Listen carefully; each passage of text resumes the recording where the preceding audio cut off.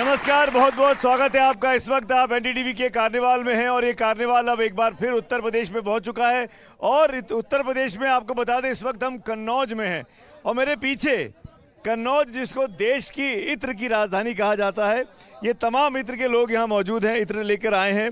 ये कन्नौज का बड़ा फेमस एक ब्रांड है रेडियंस परफ्यूम करके, और हमारी दरख्वास्त पे इस कार्यक्रम में हिस्सा ले रहे हैं। मोहम्मद सलीम साहब, शुक्रिया, धन्यवाद। कैसा चल रहा है इत्र का कामकाज? आप इत्र की राजधानी के एक चेहरे हैं। जी, बहुत बढ़िया चल रहा है। हमारा ऑनलाइन भी काम है और लोकल में भी काम है, एक्सपोर्ट भी होता है हमारा। एक बात बताइए, ये कन्नौज को इत्र की राजधानी क्यों कहा जाता है? ये इत्र यहीं क्यों इतना मिलता है? क्योंकि यहाँ कन्नौज खुशबू से भरा हुआ है सर। ये खुशबू सियासी माहौल में रहेगी भाई साहब? बिल्कुल बिल्कुल, कन्नौज के सियासी माहौल में खुशबू का बहुत बड़ा योगदान है। यहाँ पर एक बहुत हॉट मुकाबला हो रहा है, Akhilesh Yadav versus sitting MP Subrat Pathak, जिन्होंने पिछली बार डिम्पल भाभी को हराया था। सुना था ना आपने?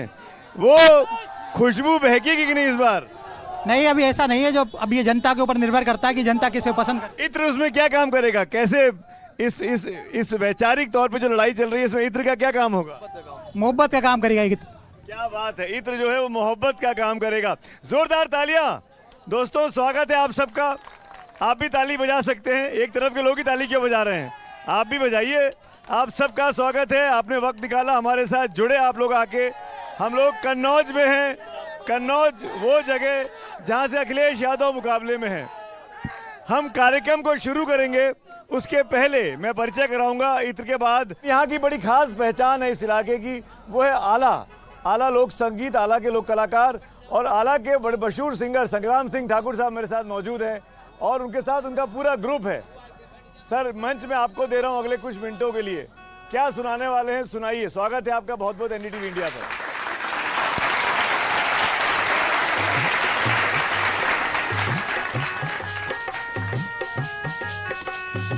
सपना दीनो प्रीतम सिंह को सुंदर माढ़िया दैया बनवाए।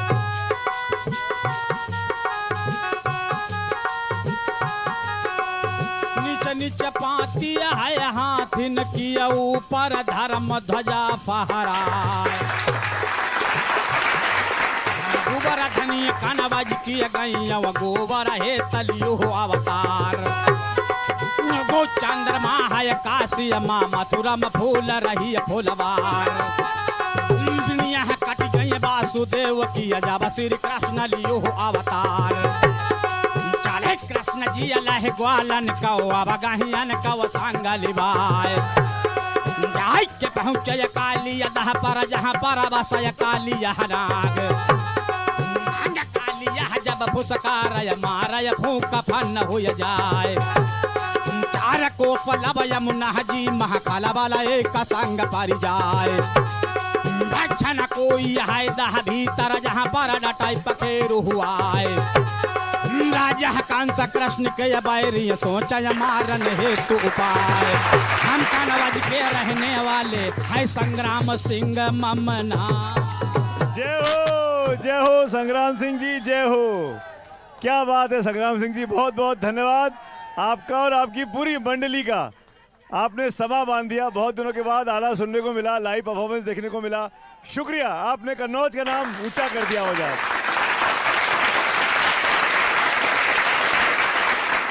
तो आइए अब मंच पे एक बार फिर यहाँ पर हमारे साथ तीन खास मेहमान जुड़ गए हैं और ये भी कन्नौज की शान है।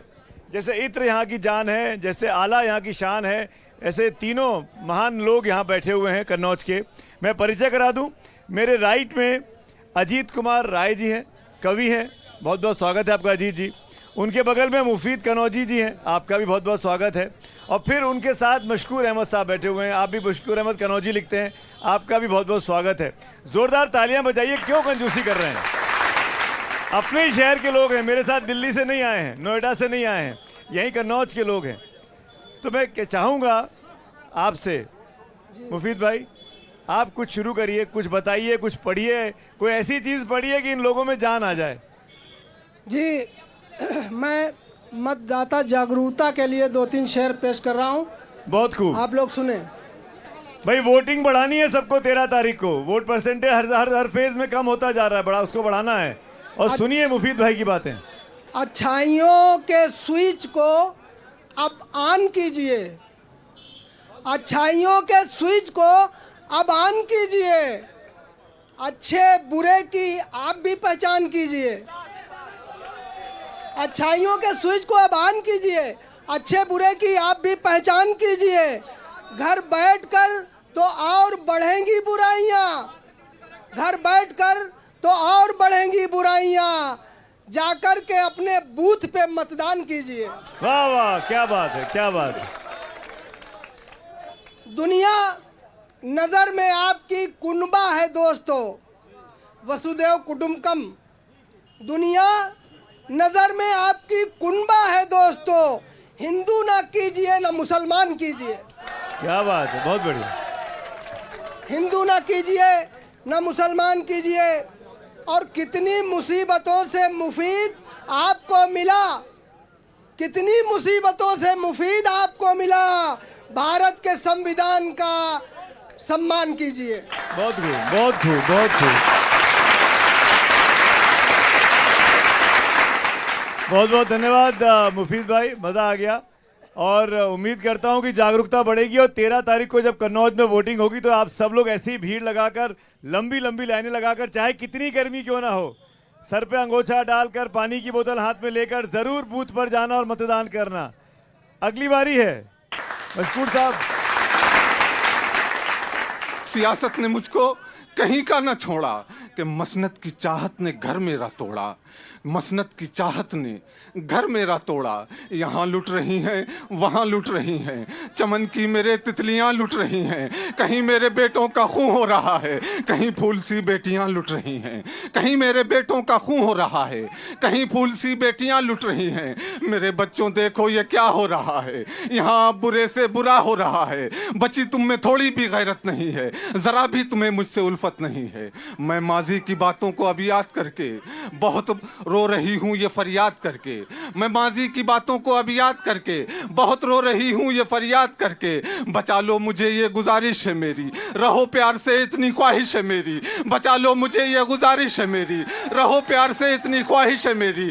तुम आपस के सारे ये झगड़े मिटा दो, जो जालिम है चुन चुन के उनको सजा दो। तरक्की करो साथ मिलकर चलो तुम, मुझे फिर से सोने की चिड़िया बना दो, मुझे फिर से सोने की चिड़िया बना दो। बहुत खूब मशहूर भाई, थैंक यू सो मच। अब आती है, अब बारी अजीत जी आपकी, आखिर में भी है, लेकिन आप मुझे बताएं कि आप इस मंच को संभाल लेंगे। कभी धूमिल ने कहा था कि एक आदमी है जो रोटियां सेकता है, एक आदमी है जो रोटियां बेलता है, एक तीसरा आदमी भी है जो रोटियों से खेलता है। मैं पूछता हूँ ये तीसरा आदमी कौन है? मेरे देश की संसद मौन है, मेरे देश की संसद मौन है। निश्चित रूप से एक परिप्रेक्ष्य, एक पर्सपेक्टिव मैं दे रहा हूं। मैं किसी भी राजनीतिक दल की प्रशंसा, प्रशस्ति या उसकी निंदा करने के लिए यहाँ नहीं आया हूं, लेकिन जो राजनीतिक परिदृश्य है, नेताजी सुभाष चंद्र बोस हुआ करते थे, नेता यस्मिन यदुनंदनों से कृष्ण, यदुनंदन महाभारत के नेता थे। आज नेता शब्द को हम गाली के रूप में क्यों लेते हैं? एक कवि ने बहुत खतरनाक कविता लिखी थी, मेरा गधा यही कहीं संसद के आसपास चल रहा था, मुझे भय है कहीं वह नेता न हो गया। मैं आप तीनों का शुक्रिया अदा करूंगा। थैंक यू मशकूर साहब, मुफीद भाई, अजीत जी, बहुत बहुत धन्यवाद। आपकी बातों का असर मैं उम्मीद करता हूं कि सियासत करने वाले लोगों पर पड़ेगा, और जो सियासत का दामन अपने आप ऊपर थाम रहे हैं वो एक साफ सुथरे देश को सियासत कर पाए, ये हम उम्मीद करते हैं। Thank you so much. अब हम अपने मंच पर एक एक करके राजनेताओं को बुलाएंगे जो डिबेट में हिस्सा ले रहे हैं। यहाँ पे ट्रायंगुलर कॉन्टेस्ट है, त्रिकोणीय मुकाबला है और तीनों पक्षों को हमने न्योता दिया है। तो सबसे पहले मैं बुलाना चाहूँगा देवेंद्र देव जी को, जो कि भारतीय जनता पार्टी के रिप्रेजेंटेटिव हैं और यहाँ से चुनाव लड़ रहे सुब्रत पाठक जी का बचाव करेंगे, पक्ष रखेंगे। स्वागत है आपका देवेंद्र जी, आइए। अब मैं बुलाना चाहूँगा अनिल पाल जी को। अनिल पाल जी समाजवादी पार्टी के नेता हैं। अखिलेश यादव यहाँ से उम्मीदवार हैं, उनकी तरफ से उनका बचाव करेंगे, उनकी बातों को सुनेंगे। और अब मैं बुलाना चाहूँगा इमरान जफर साहब को, जो बीएसपी के प्रत्याशी हैं। बहुत बहुत स्वागत है इमरान साहब, आइए आपका भी मंच पर। तीसरी कुर्सी आपकी है। तीनों मेहमान मंच पर आ गए हैं। मैं कार्यक्रम की शुरुआत करता हूं और शुरुआत में बड़ा सिंपल सा एक नियम है। घड़ी देख के आप तीनों को 60 सेकंड दूंगा।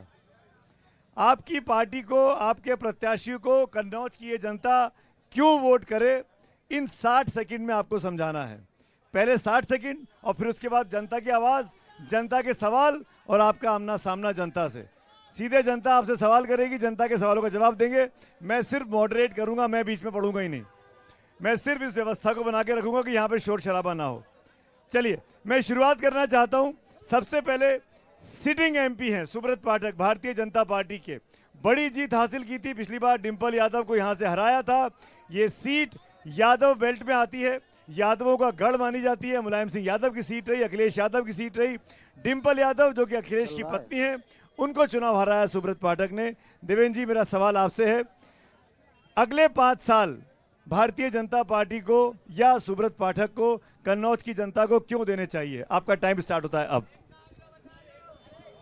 अब की बार मोदी सरकार निश्चित रूप से उत्तर प्रदेश में अपराध मुक्त उत्तर प्रदेश बनाने के लिए पुनः सुब्रत जी को सांसद बनाना है। सबसे बड़ा काम विकास।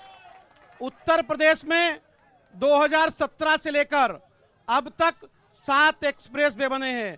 उत्तर प्रदेश में पूरी तरफ, चारों तरफ विकास का राज है और पूरे उत्तर प्रदेश से नहीं बल्कि देश को विकसित बनाने के लिए यहाँ माननीय सुब्रत जी को पुनः सांसद बनाना है। इसीलिए चूंकि नरेंद्र मोदी जी प्रधानमंत्री बनेंगे इस उत्तर प्रदेश ही नहीं बल्कि पूरे देश में। मेरा अगला अनिल पाल जी, आपको मौका दे रहा हूं। क्यों अखिलेश यादव? और ये बेहद दिलचस्प है, ये दर्शकों आपको पता होना चाहिए। डिंपल यादव 19 में चुनाव हार गई थी, अब अखिलेश यादव चुनाव लड़ने आए हैं।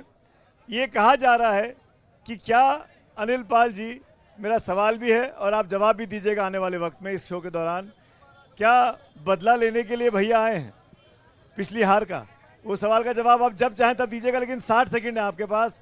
क्यों अखिलेश यादव को चुनाव जीतना चाहिए, क्यों कन्नौज की जनता उनको वोट करे? कन्नौज में होने वाले काम और काम वाले भैया, हमारे भैया, तुम्हारे भैया, और महानगर जैसा कन्नौज को बनाने वाले भैया, मेडिकल कॉलेज बनाने वाले, इंजीनियरिंग कॉलेज बनाने वाले, मक्का प्लांट बनाने वाले, परफ्यूम पार्क बनाने वाले, मंडी बनाने वाले, किसान बाजार बनाने वाले, आप बता दें स्टेडियम बनाने वाले, सोलर प्लांट लगाने वाले, और इस कन्नौज को मेट्रो रेल के अलावा सारी सुविधाएं महानगरों वाली देने वाले आदरणीय भैया को चुनाव लड़ना है। क्योंकि भारत के संविधान की लड़ाई मेरे नेता को लड़नी है और भारत मेरे नेता ने पहली आवाज कन्नौज ने दी है। कन्नौज ने बोलना सिखाया है, कन्नौज ने मेरे नेता को चलना सिखाया है, कन्नौज ने मेरे नेता को सीएम बनाया है। शुक्रिया, आपके 60 सेकंड पूरे हुए। अब आ रही है इमरान भाई की। इमरान भाई, आप इस आमने सामने की लड़ाई में तीसरी शक्ति बनकर कूदे हैं और लोकतंत्र सबको अधिकार देता है चुनाव लड़ने का, आप उसका भरपूर फायदा उठा रहे हैं। इस 2 हाथियों की लड़ाई में जो असली हाथी है वो कहाँ खो रहा है और क्यों आपको जिताना चाहिए? देखिए मेरे भाइयों, ये कन्नौज की जनता बैठी है, ये कन्नौज के मतदाता बैठे हैं। किसी पार्टी के जरूर होंगे लेकिन ये कन्नौज के मतदाता हैं। आज आप हमको क्यों जिताएंगे पता है? क्योंकि आज आपका प्रत्याशी आपके बीच में बैठा है, ना अखिलेश यादव बीच में बैठा है, ना सुब्रत पाठक बीच में बैठा है, आपका प्रत्याशी बैठा हुआ है। इसी से अंदाजा लगा लो आप लोग कि आप किसको चुनने जा रहे हो। ना अखिलेश यादव आपको मिलेंगे, ना सुब्रत पाठक मिलेंगे। मिलेगा कौन? जो आज मंच पे बैठा है आपके साथ।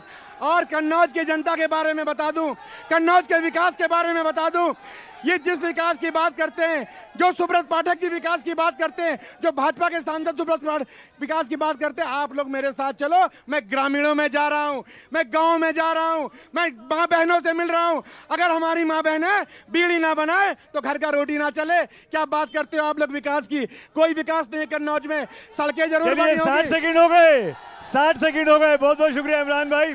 मैं एक बार नीचे आ रहा हूँ, आप लोगों के बीच में आ रहा हूँ। नहीं, मैं तय करूंगा, आप हाथ उठाइए, आप खड़े हो जाइए अंकल प्लीज, क्योंकि आप बैठे हुए हैं। क्या सवाल है और किससे सवाल है? सपा से मेरा सवाल यह है कि धोती कल्पना लेकर के आप जनता के बीच में आए हैं कि अखिलेश जी ने विकास किया है। विकास तो सारा मोदी जी ने किया है। अनिल जी जवाब दीजिए, सवाल बड़ा सुन लिया ना आपने? ये भारतीय जनता पार्टी के जो पूरे देश में नारा लगाने वाले पिता हैं, हमें अपने चाचा जैसे पिता जैसे चाचा से ये उम्मीद नहीं थी कि पूरा कन्नौज जानता है कि विकास की आधारशिला कन्नौज में अखिलेश यादव ने रखी है। मैं माफी मांग के कहता हूं आदरणीय चाचा जी, ऐसे मत करिए। अब बारी है महिला की, आप सवाल पूछना चाहती हैं? मैं सवाल पूछना चाहती हूँ। मेरा सवाल ये है, किससे सवाल है? मेरा भारतीय जनता पार्टी के लोगों से सवाल है कि दलितों के मसीहा बनते हैं, पिछड़ों के मसीहा बनते हैं, और जब हमारे राष्ट्रीय अध्यक्ष कल गौरी शंकर मंदिर में पूजा अर्चना के लिए गए तो गंगा जल से इन्होंने धुलवाया। इनसे दरिद्र कोई नहीं हो सकता। देवेंद्र जी, ये जो कंट्रोवर्सी हुई है, मंदिर को साफ करने वाली हो, मंदिर जाने वाली हो, मंदिर को क्या कोई आम हिंदुस्तानी मंदिर में जाएगा, दर्शन करेगा, तो उसके बाद जाके उसकी सफाई होगी? ये केवल समाजवादी पार्टी के लोगों का पोलराइजेशन करने का एक स्टंट है। वहां जूते पहनकर लोग गए थे, इसीलिए धोया गया था।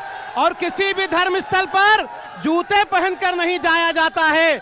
मैं आप सबको बताना चाहता हूं, जो दलितों के हितों की बात करने वाली ये समाजवादी पार्टी की सरकार तिरवा के मेडिकल कॉलेज में मान्यवर कांसी राम जी, डॉक्टर भीमराव अंबेडकर जी के नाम को बदला और उनके बोर्ड को तोड़ने का काम किया। यह किसने किया? समाजवादी पार्टी के लोगों ने। ये अपने गिरेबान में झांक लें, ये लोग अपने गिरेबान में झांक लें। जवाब दीजिए समाजवादी पार्टी के लोग। मान्यवर, कल से संबंधित बात है। यहाँ के सांसद सुब्रत पाठक, इनका एक मुस्लिम साथी पदाधिकारी उसी मंदिर में जूते पहन के बैठे हैं। बताओ कब साफ किया मंदिर, कब गंगा जल से धुलवाया? गंगा जल से इसलिए धुलवाया कि मेरे नेता को योगी आदित्यनाथ ने केवल का आवाज धुलवाया था। हमको सूत्र मानते हैं, हम मंच से कहते हैं हम पिछड़े हैं, हम दलित हैं, हम शूद्र हैं, और अपनी लड़ाई हम खुद लड़ेंगे। हम संविधान की लड़ाई लड़ेंगे, हम अपने अधिकारों की लड़ाई लड़ेंगे। बाबा साहब की बात और मेरे साथी कह रहे हैं कि मेडिकल कॉलेज का नाम बदल दिया। उस दिन आपके मंत्री जी को थैंक यू बोला। इतने हिंदुस्तान में कोई ऐसा नहीं होगा जो उनको धन्यवाद बोले।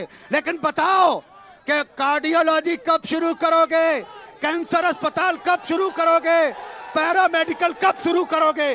भाई साहब, बाहर जाते हैं मरीज, हमको अगर अटैक पड़ जाए तो ये हमको अगर ले जाएंगे तो कानपुर, लखनऊ, भीमराव अंबेडकर जी।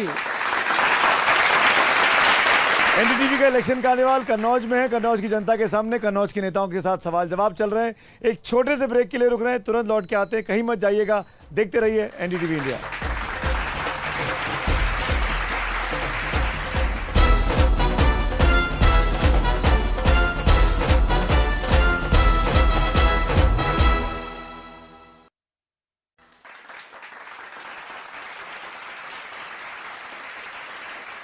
चर्चा को आगे बढ़ाते बहुत से मुद्दे हैं, एक ही मुद्दा नहीं है।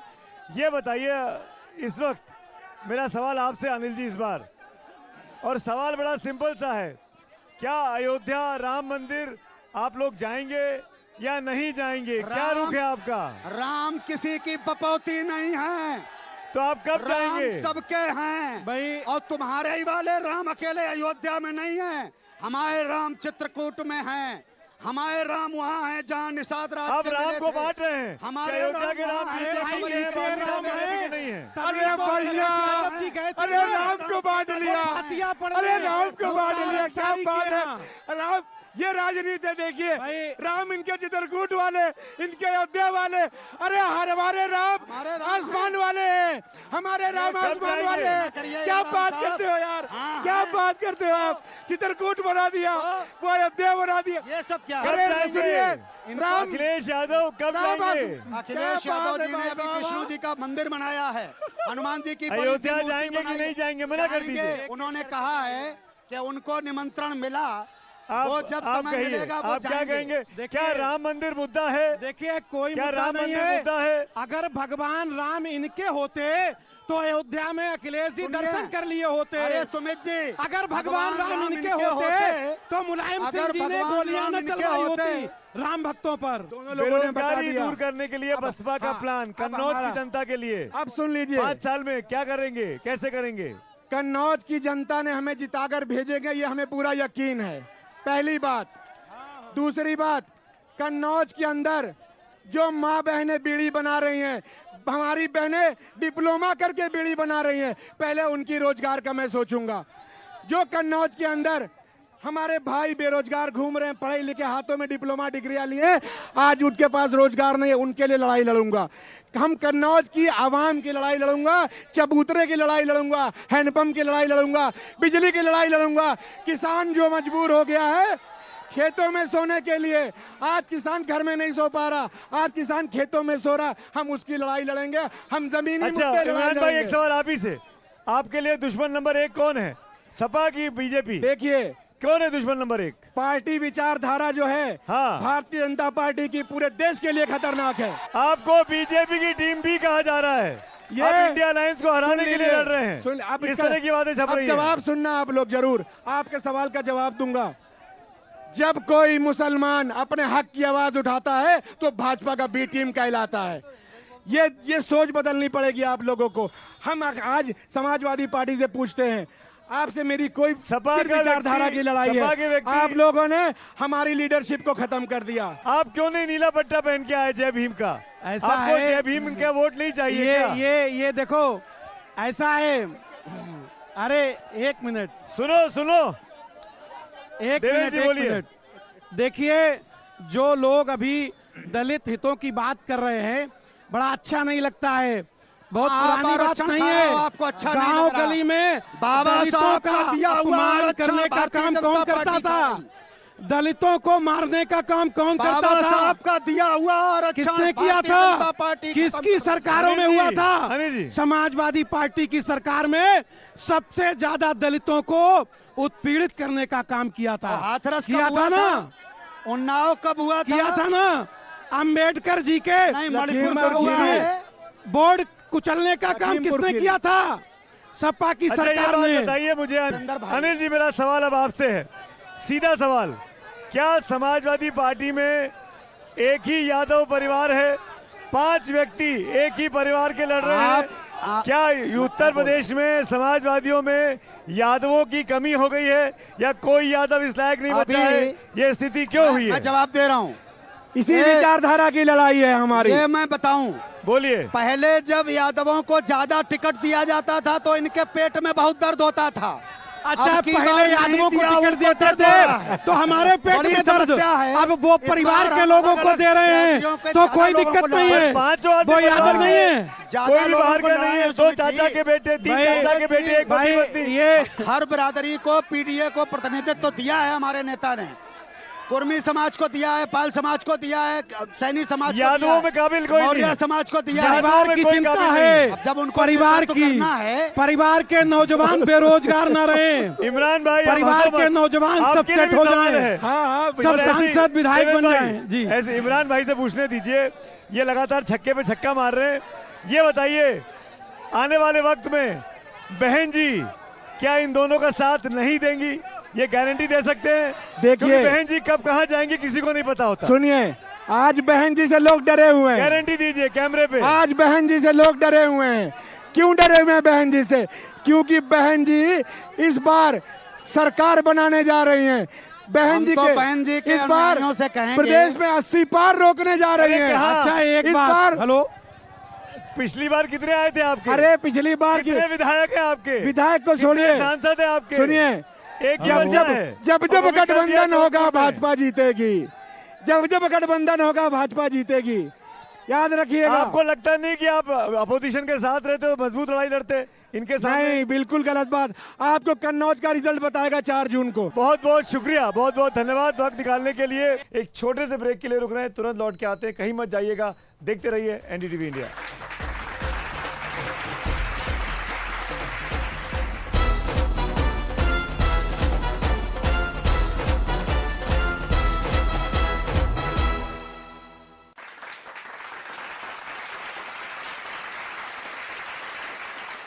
कन्नौज के इस कार्निवाल के मंच पर यहाँ की लोकल पहचान अब तो खैर विधायक भी बन गए हैं, योगी सरकार में मंत्री भी हैं, पूर्व पुलिस अधिकारी भी रहे उत्तर प्रदेश के।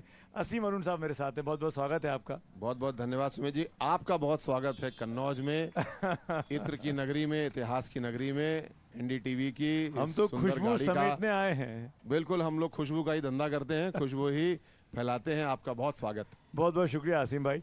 पहला बात और पहला सवाल सीधा, इस बार मामला कन्नौज की सीट की बात कर रहा हूँ, पिछली बार से कितना मुश्किल है? कन्नौज की सीट पे मुश्किल नहीं है, बहुत आसान है।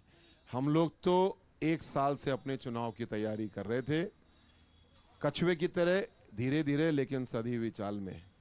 समाजवादी पार्टी तय नहीं कर पा रही थी कि भारतीय जनता पार्टी की लहर में सुब्रत पाठक जी जैसे मजबूत प्रत्याशी के सामने किसको खड़ा करें।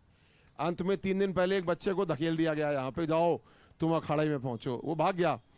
फिर उसके बाद में अखिलेश जी ने अंतिम घंटे 11th आवर 11वें घंटे पे जाकर के यहाँ पे नामांकन किया। हमारी जीत तो उसी दिन हो गई थी। अखिलेश यादव इस तय नहीं सीट कर पा से रही थी 3 बार सांसद रह चुके हैं। अखिलेश यादव के लिए कोई नई सीट नहीं है ये।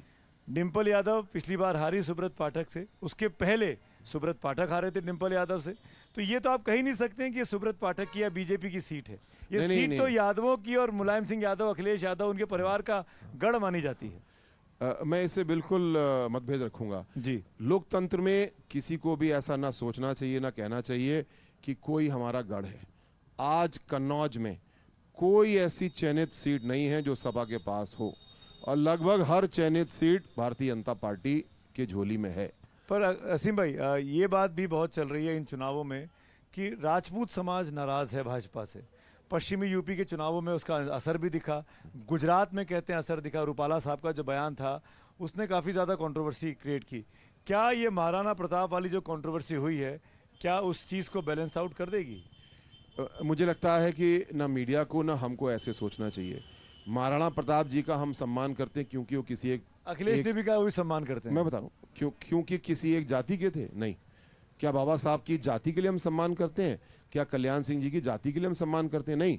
ये तो महापुरुष हैं, ये तो धर्म से ऊपर उठ चुके हैं, इनके कर्म के लिए हम लोग सम्मान करते हैं। लेकिन समाजवादी पार्टी ऐसा कोई सम्मान नहीं करती। बाबूजी कल्याण सिंह हो, महाराणा प्रताप जी हो, ज्योतिबा फुले जी हो, हर एक का छुट्टी शायद अखिलेश यादव की सरकार ने अनाउंस की थी। ये तो मुझे नहीं पता, लेकिन परसों का वीडियो हम सब के सामने है। जो संस्कार समाजवादी पार्टी के हैं वो हम सब के सामने हैं। इसीलिए 2017 में इनका पत्ता साफ हुआ, 2019 में इनका पत्ता साफ हुआ, और 2024 में 22 में भी हुआ, 24 में भी होगा। मैं आपसे I am playing devil's advocate so that आपके बेस्ट आंसर्स निकल के सामने आए। ये जो गौरीशंकर मंदिर का जो विवाद हुआ, इसकी क्या ज़रूरत थी? क्या कोई एक सामान्य व्यक्ति अगर वो यादव समाज का है या कुछ है तो वो दर्शन नहीं कर सकता मंदिर में जाके? क्योंकि ये कहना है कि हम लोगों ने अपमान नहीं किया। जिस तरीके से बीजेपी ने जाके वहाँ पे साफ सफाई की गंगा जल से, ये इम्प्रेशन दिया गया कि सपा के लोग जब गए अखिलेश यादव के साथ तो उन्होंने वहाँ पर अपमान किया मंदिर का। मैं एक हाल तक पुलिस ऑफिसर था, मैंने इस मामले को बहुत गहराई से इन्वेस्टिगेट किया और तभी मैं अपनी प्रतिक्रिया दे रहा हूँ, वरना मैं प्रतिक्रिया नहीं देता। मैंने सीसीटीवी की फुटेज मंगाई, जो वहाँ लोग थे उनके वीडियो मंगाए, और मंदिर में कुछ स्थान ऐसा है गेट के दाहिनी तरफ जहाँ पे हम जूते उतारते हैं, उसके आगे एक कोर्टयार्ड है, एक आंगन है जहाँ घंटा लगा है, वहाँ पे जूते उतार करके उसके आगे जाया जाता है।